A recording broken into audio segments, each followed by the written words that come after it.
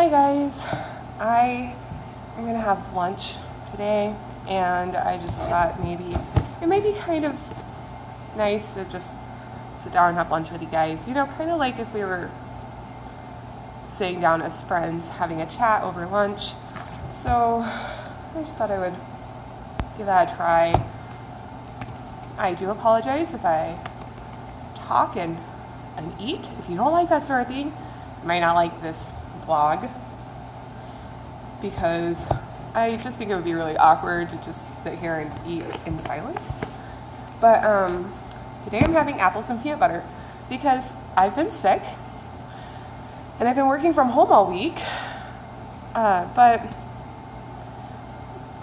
today I decided maybe I could actually go in, and I am feeling a little less congested. I'm still feeling crappy, but I am not as sick as I was, and I looked it up, and I shouldn't be contagious anymore, although sometimes I still feel like I feel like I have a fever, like just sitting here, I feel like I have a fever, but whenever I touch my skin feels cold, so maybe I'm not actually having a fever, but I have like that sensation in my body that I have when I have a fever, so maybe it's like cold sweats or something, or hot flashes and chills. I've heard those terms related to colds, so maybe that's what I'm experiencing.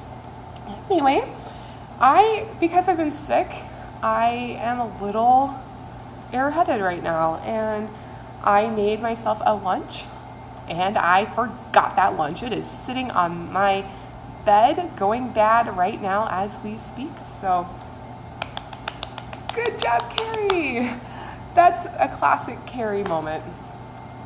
You know, I'm a smart girl. I sure do have a lot of stupid moments. So, as a result, I'm eating apples and peanut butter because my work provides apples and peanut butter for free, but they also provide me like my own jar of peanut butter so that I don't have to deal with like accidental contamination from gluten, because if you have celiac disease, you have to avoid eating crumbs of gluten. So like, because they also provide bread and honey so people can have peanut butter honey sandwiches. So when they dip their knife in there and then spread on their bread and then dip it back in there for more peanut butter, it puts crumbs in it. So a person with celiac disease can't use communal peanut butter unless it's like only around gluten-free people and it's never been, you know, exposed to gluten. So they give me my own peanut butter that I can keep at my desk so I can also have peanut butter and apples. So I am thankful that they provide that, because otherwise I would be really hungry today. And in case you were looking for an update about those magical apples, I don't know if everyone saw that video, but I did do a review on these like really weird apples that my work had. If you notice, these look like regular apples and they do pair really well with peanut butter. I will possibly link that review in my description box in case you're curious. The update on that is the next day, it was like, you know, so we went from like those weird little orange apples to like the next day was like half these, half those, and then the day after that was all the little weird orange ones, and then today it's like all these, and then just like a few of those. So who can keep up with that? That refrigerator just keeps changing them into different things. They keep changing back and forth. I can't keep up with that. Maybe you can. I'm just glad that today I have some of these to go with peanut butter. I'm excited for tonight. Tonight I am going to this paint night thing with my friend, and it's this thing where an artist will do a painting in front of you and show you how to do the painting, and I think they serve like wine or something, and they show you like stroke by stroke. Like they'll say, okay, they provide all the supplies, and they'll show you mix together this color and this color, and I'll take this brush and apply it like this on your canvas, and you go step by step. And my favorite painters are Monet, Van Gogh, and Dali. So there were a bunch of like Monet and Van Gogh inspired paintings that you could choose from. But I really want to learn like both of those techniques. And Van Gogh is very hard to do. My palette knife work is, it's just very difficult for me. I've tried replicating his work, and I can make really pretty paintings with a palette knife, but I can't get them to look like his style. And Monet, I feel like my Monet inspired paintings always just kind of look like they definitely need work too. So I'm excited. This one's a Monet inspired painting that we're gonna be doing tonight. I'm excited to learn more about that technique.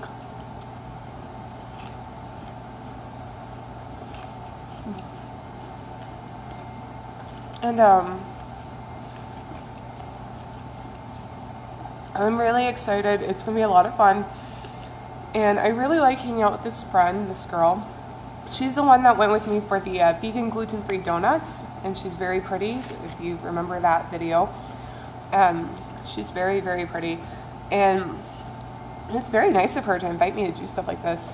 Although I'm not going to be able to do stuff like this for a while because I am broke.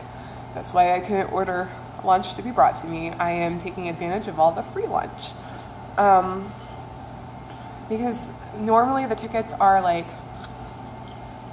$45 a person, but she found a Groupon for them, and we only paid $20 for mine. But she's been doing this with her boyfriend, and they have fun with it. And they're going to be doing a couples painting coming up, and that's going to be a lot of fun for them because it's like they're both painting on the same canvas together.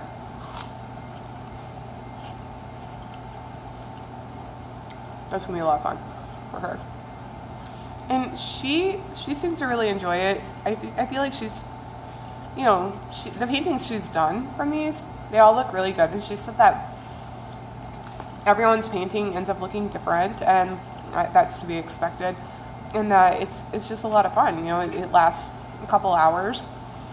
I've never done anything like this. I have painted on my own as a hobby. I took a painting class in college, but I've never done anything like this. And my painting class in college wasn't anything like this, where they show you stroke by stroke. Literally, my teacher just put something in front of us and said, paint it. So he taught us a few different techniques, but he didn't show us stroke by stroke, like how to paint it. He just showed us color theory and how to mix colors and different techniques and textures and patterns you can do with different types of utensils and brushes and stuff. So it was this will be fun. How many times am I going to say that? Obviously, I keep saying it's going to be fun.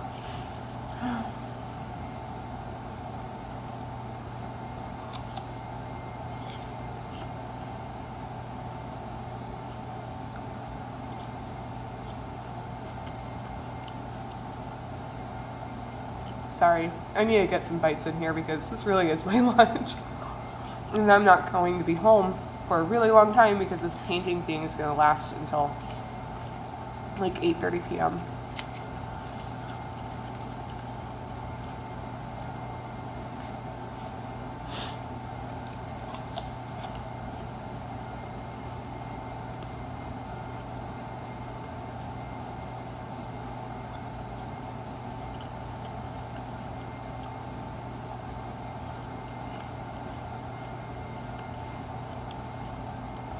I really like these apples. I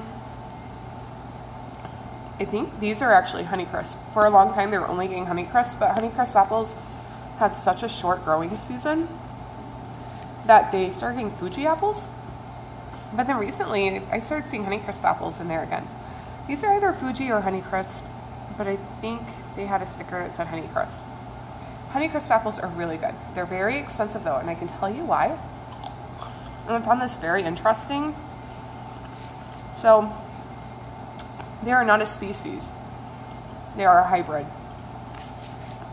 And we think back to your classes in biology, hybrids they're sterile. Hybrids are sterile. You can't mate hybrids and get like offspring, which means if this is a honeycrisp apple, I can't take this seed and plant it and get a honeycrisp tree.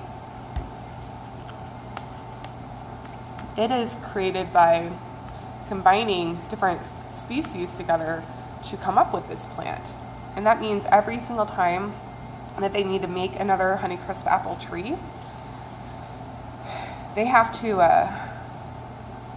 cross-pollinate in a certain way to grow that apple tree. So in order to get honeycrisp apples, that's how you do it, and that's why it's so expensive. And they were created at the University of Minnesota. You know how like sometimes like things just work out in a really weird way? Never in my life did I ever think I was going to live in Minnesota. I'm originally from Oklahoma, and I hate snow. My whole family like was surprised whenever I said, "Hey, I'm moving to Minnesota." And they were like, "But you hate snow." And I was like, "Yeah, I know. But that's how much I hate Oklahoma."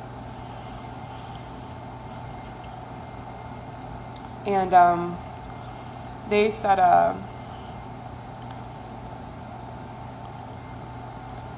what was I saying?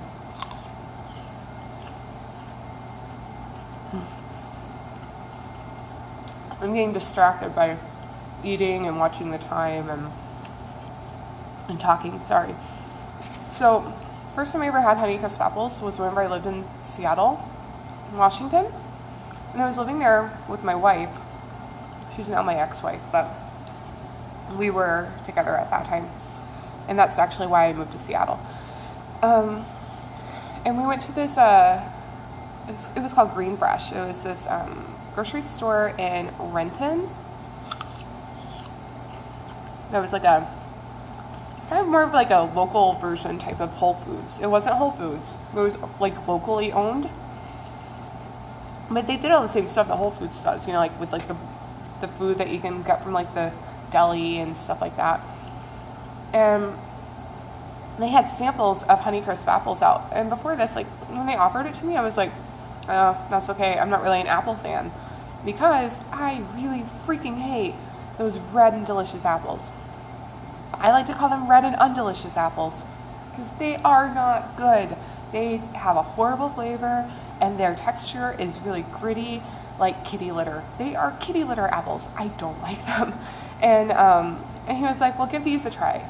Honeycrisp apples are what made me like apples. They are so much better. They have like a really crisp texture and they actually kind of taste a little bit like honey.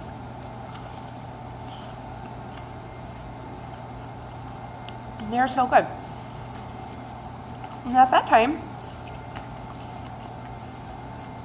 I had never seen them in Oklahoma. I mean, they are a relatively newer apple, so maybe they just weren't like around long enough to make it to Oklahoma yet before I moved away. But I had never seen them in Oklahoma, and so I thought maybe they were just grown in Washington because Washington is known for growing apples, right? But then I never ever thought I was going to move to Minnesota. But then I moved to Minnesota and found out, hey, they were actually created at the U of M. So that's kind of cool. I don't know why they're not cheaper here. Still pay like $5 for an apple this big. That's crazy. Another weird tie to Minnesota is that growing up, my mom, one of my moms, because I have a bunch of parents, one of my moms was like the type of mom that would just take all of our things that we made in school and throw all that on the tree because she wanted the Christmas tree to look like a kid's Christmas tree. The other mom wanted our trees to look like themes and department stores, like they had to be perfect. That mom, perfect tree mom, went through this phase of making her trees look like her favorite football teams, and her favorite team, like professional team, was the Vikings. And so one year we had a Vikings Christmas tree, It's all purple and gold. And so I, again, never thought I would ever live in Minnesota. I just thought it was stupid. I really didn't like the theme, and I really hated decorating those trees because everything had to be perfect. We had to take like one strand of tinsel and put it on every single branch, not 2 strands on some branches and 0 strands on other branches. It had to be one on every single branch, and everything had to be perfect. And it was just a big hassle. It wasn't fun. It took the fun out of it. And she didn't really decorate it like the kids. So my siblings and I, we decorated it. Not as much fun. And those decorations that we made in school, they never got made to the tree. And the trees always looked good though. They're always really pretty, especially like in pictures and when people would come over for the Christmas thing. You know, like the family thing where they open presents. Sorry, I keep looking at the time. I have 4 minutes before I have to go back to work. They always looked really nice. And then she would make a skirt, the tree skirt herself. And those are always really good. She was really good with crafts. The other mom is an amazing artist. She can paint and draw things that like look like a portrait, like a photograph, rather than just like a painting. She's amazingly talented. This mom is really, really good with crafts. Like she would make like window draperies and stuff like that. And she was really into like the no-sew, and there was a show called like something with Katie Brown. And it was like a craft show, kind of like Martha Stewart, but with Katie Brown. She liked her. Actually, we all liked her. I think she was pretty popular for a minute. And we all liked watching her. So she would make a skirt that went with the tree. And then she would also have like a theme for the presents. So all the presents would be wrapped the same. Like, and it would always be something that would coordinate with the theme of the tree. Like one year, she took like just like plain brown postage, like the type of paper you would wrap around like a box that you're mailing. And that doesn't sound exciting at all. But then she would take like actual fabric ribbons and tie it around the presents and into like really intricate, pretty bows. And then we tied some bells onto some of the presents, and the bows matched the tree. And it looked really elegant. It actually looked really good. One of the things that we did do that what did kind of bring the kids into it is sometimes she would make stockings for us, but most of the time when it came to the stockings, we just made our own.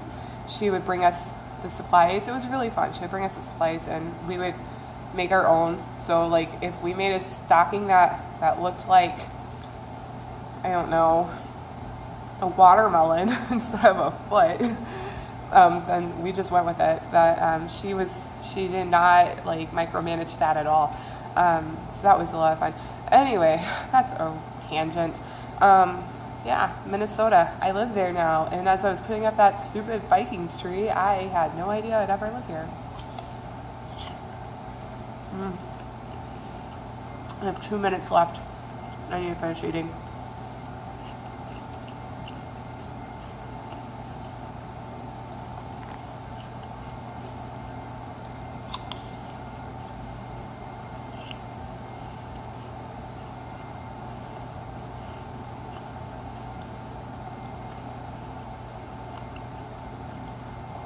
Do you guys like apples and peanut butter?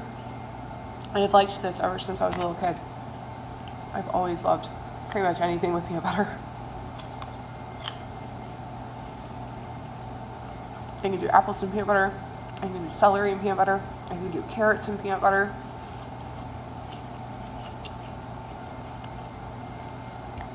Chocolate and peanut butter. I'll put peanut butter on everything. I don't like when people say that I'm a picky eater just because I'm vegan and I have celiac disease, so I have to avoid gluten completely. That doesn't make me a picky eater. A picky eater is if I'm not like willing to experiment with different flavors. As long as it's vegan and gluten free, I'll try it. Like the weirder it sounds, the better. I love trying weird combinations.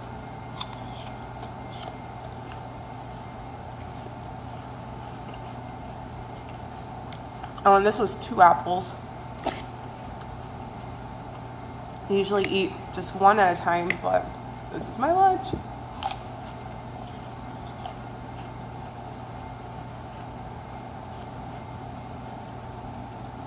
What kinds of fruits and vegetables do you guys like? Bananas and peanut butter. That is good too. I love making an Elvis smoothie. And it's bananas, usually frozen bananas, peanut butter, and whatever kind of milk you want to put in it. I do non-dairy milk, of course. Like it's good with like almond milk and soy milk. Coconut milk would have a really strong flavor, but if you like that coconut flavor with bananas and peanut butter, you might like it. I would try it. But and then you just blend it all together and it's delicious. Sometimes I'll add like some chocolate chips or something. It's so good. But not just with peanut butter. What kinds of fruits and vegetables do you guys like in general? I'm going to follow up tonight. I'm going to try to see if I can get some videos of the painting. Because I think that it'll be really cool to like maybe do like a fast forward video that shows like the process of us like painting our paintings. And then maybe I can like throw it into my gratitude vlog or something.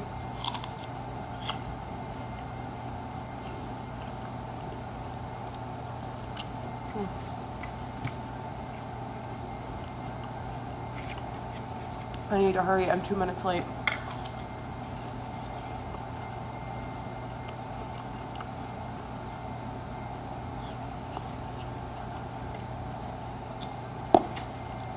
Does anybody remember Miss Manners?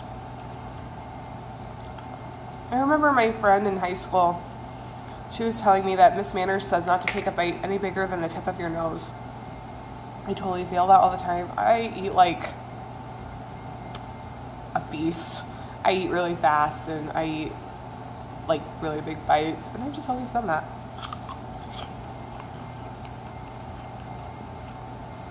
I'm intentionally trying to take smaller bites so that I can, since I'm on camera and I don't want to have to go like try to like readjust where it is in my mouth, and so I can talk a little bit as I'm eating. I'm pretty sure Miss Manners also says not to talk while you're eating. I'm pretty sure that's a thing too. There's an apple seed in here. Don't want to get pregnant with an apple tree. Oh. As we already discussed, these seeds are sterile if they're honeycrisp.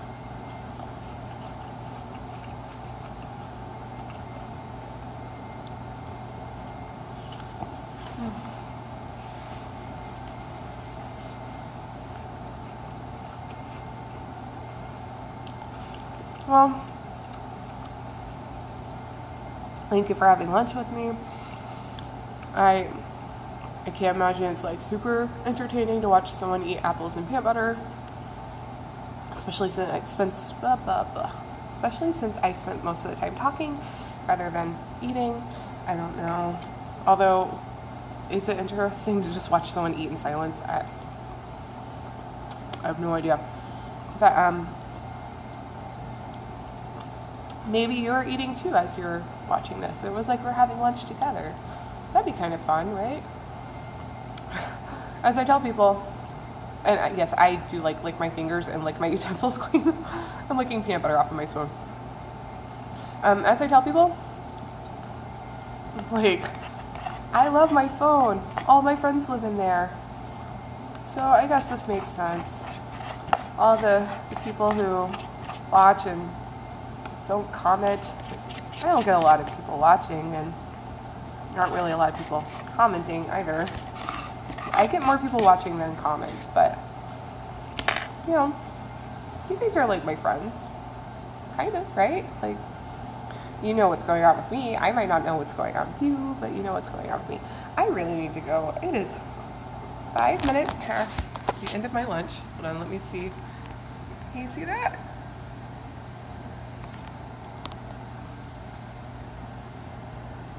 I don't know if you can see it. Well, thank you so much, guys. I hope you have a great day. I will follow up later tonight and tell you how the painting went. Bye.